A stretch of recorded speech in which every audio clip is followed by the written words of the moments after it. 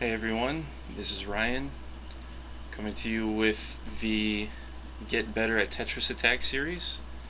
This will be the first video where I'll show you the basics of the game just to refresh your memory and kind of where you want to start if your goal is to improve your combo chains, improve your score in a single player mode, or to improve your game against friends.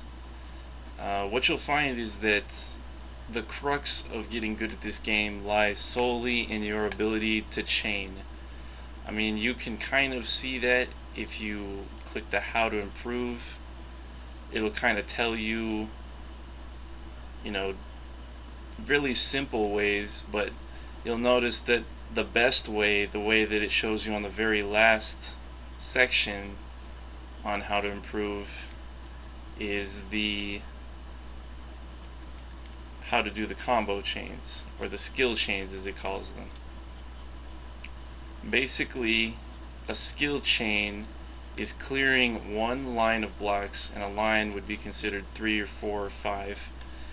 And while they are disappearing from the screen, setting it up to where either blocks next to them or on top of them will fall and clear another line without you actually doing anything.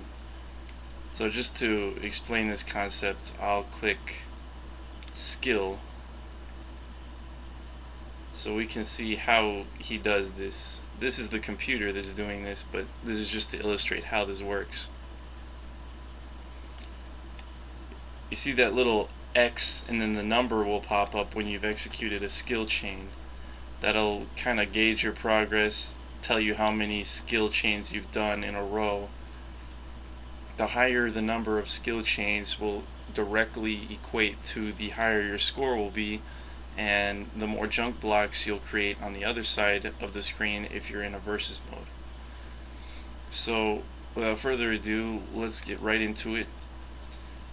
In every technique that I'm going to show you, I suggest that you play on endless mode on a single player game to practice. Always start with your speed on slow and always pick easy. You'll very rarely ever play a versus mode against a friend in anything but easy. So, that doesn't really matter. And obviously picking your character is the most important part of this game. I always pick the lava dude because he's the best character.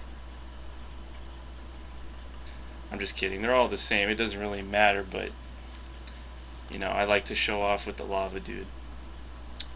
So for your first lesson, if you want to get good at making skill chains and eventually getting good at every mode in this game, the first thing you'll need to practice is simply your dexterity of your fingers in moving blocks around. I find that just using one button to maneuver or to make the switch of blocks is best. I don't use more than one button. For instance, I'm using the B button. I always use the B button if you're looking at a standard Super Nintendo remote. I think you can switch them with the A button or the Y button, but just get used to using only one button. So for your first lesson, just grab one block. In this case, you can see I'm using the heart block. And then just practice moving it across the screen. So as you make the switch, just immediately press left or right and practice doing this faster and faster until you can move it very fast from one side to the other.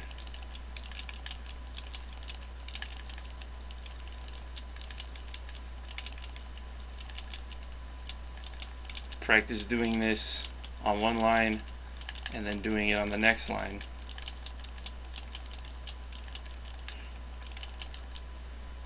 You'll eventually have to clear some blocks, otherwise the stack will hit the top and your game will end. But this moving of a block from one side to the other will serve two purposes in your training. First, it'll act as a warm-up for your eyes. In this game, in order to make skill chains really big, like 10 or 13 skill chains, you need to be able to look at the screen quickly and process a lot of information. So getting used to seeing this block move really fast and not actually having to think about you moving it to a location, but rather just thinking about where you want it to be, will help you out immensely. So I recommend practicing this for a good, 10 to 20 minutes. I know that might sound like a long time, but it's a really good warm-up if you're trying to play this game for performance. So this is just an example of how fast I can do this. I mean, it's always good to warm up in this game. I know that sounds stupid, but it actually helps. So that's my first tip. Just to summarize, practice moving the blocks across the screen really fast. Just pick one or two and do this as a good warm-up before you actually start trying to make skill chains.